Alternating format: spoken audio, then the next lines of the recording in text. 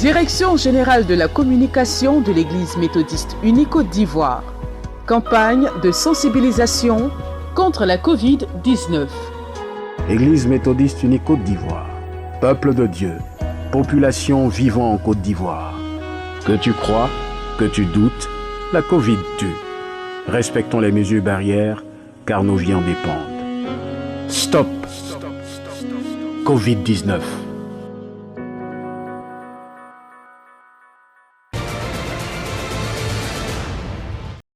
Levons-nous et bâtissons. C'est sous ce slogan que le mouvement national des laïcs de l'Église méthodiste unie Côte d'Ivoire a organisé son assemblée annuelle le samedi 27 février 2021 au temple Exode de Yopougon. Les travaux conduits par le président du dit mouvement, le professeur Louis Abois, ont été ouverts par le surintendant du district de Yopougon, très révérend pasteur Esaïe Méen-Yamien, représentant le bishop Benjamin Boni. Soyez des Néhémies pour vous lever pour bâtir une église forte et dynamique. Le bishop vous encourage dans votre assise. Le bishop vous encourage, il prie pour vous.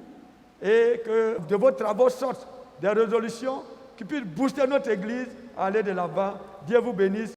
Quant aux réflexions, elles ont été menées en commission, puis en plénière. Celles-ci ont porté sur plusieurs thématiques, à savoir l'Église face à la condition sociale et héréditaire des veuves et orphelins, la mobilisation des ressources financières liées au fonctionnement des structures de communication de l'Église, telles que la radio La Voix de l'Espérance, la télévision méthodiste Espérance TV et le journal Écho de l'Espérance, le patrimoine et la propriété de l'Église méthodiste unie Côte d'Ivoire, le projet de l'immeuble Alliance 2, le pôle d'expertise méthodiste, les statistiques sur la population méthodiste, la diaspora et les édifices religieux, enfin, le plan stratégique. En tout cas, ça a été un plaisir de participer effectivement à la vie de l'Église.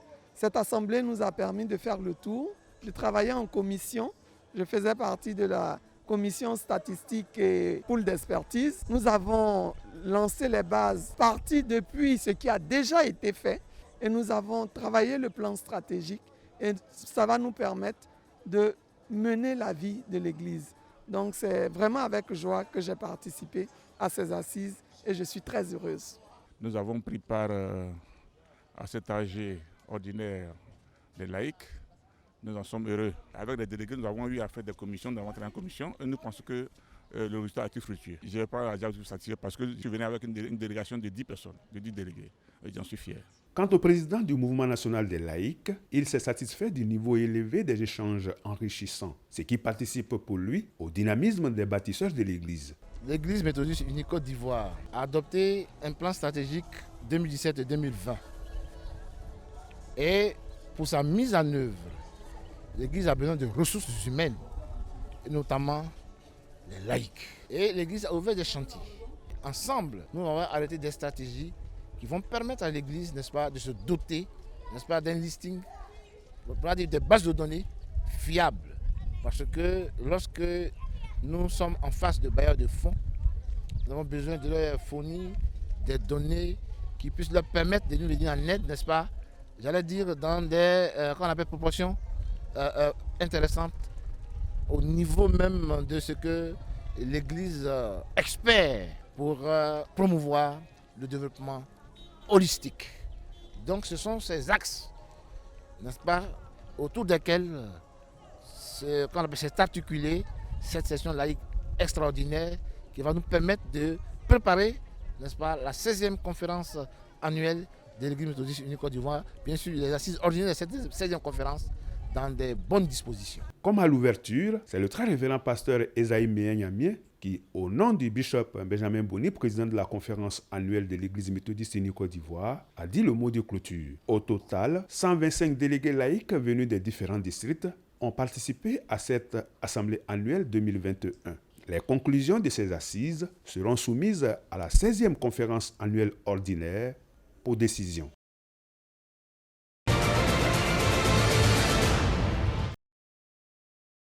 Le culte officiel de la Journée mondiale de prière des femmes, édition 2021, s'est déroulé à l'église méthodiste unie Ebenezer d'Adjamé le vendredi 5 mars 2021. Les femmes des différentes confessions religieuses, Séma, Ariste, catholiques, et méthodistes unis se sont retrouvés pour partager ensemble les difficultés et les expériences de leurs sœurs du Vanuatu. Le Vanuatu est un pays du sud de l'océan Pacifique, composé d'environ 80 îles qui s'étendent sur 1300 km. Le pays compte une population de plus de 285 000 habitants. Le christianisme est la religion dominante au Vanuatu, mais se trouve éclaté en de nombreuses églises différentes. L'église presbytérienne, à laquelle adhère environ un tiers de la population, est la plus importante. Les femmes chrétiennes de Côte d'Ivoire, à l'image de leurs sœurs du monde entier, sont en union de prière pour intercéder en faveur des femmes du Vanuatu. Elles ont également prié pour les familles en difficulté et la paix dans le monde. Nous sommes là sous l'invitation de nos sœurs méthodistes par rapport au programme de prière des femmes. C'est vraiment un sentiment de joie, de fierté, vivre l'écuménisme. C'est ce que recommande la parole de Dieu, que nous nous mettons ensemble pour que nos prières puissent monter. Donc vraiment, nous sommes heureuses d'avoir été conviés à ce programme. Nous en tirons de belles leçons et nous pensons que dorénavant, nous allons toujours nous mettre ensemble pour que vive la fraternité chrétienne.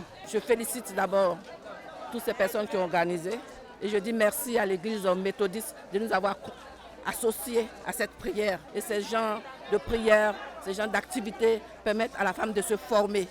Une femme formée peut se défendre. La femme chrétienne ne doit pas rester dans l'ombre de son mari ou rester derrière les maisons. Non, fini cela. Toute femme chrétienne doit se mettre debout pour pouvoir regarder ce qui vient, pour pouvoir défendre et être présent quand ton pays même a besoin d'elle. Une femme peut contribuer à la paix de son pays, à la paix de sa maison, parce que la femme donne vie.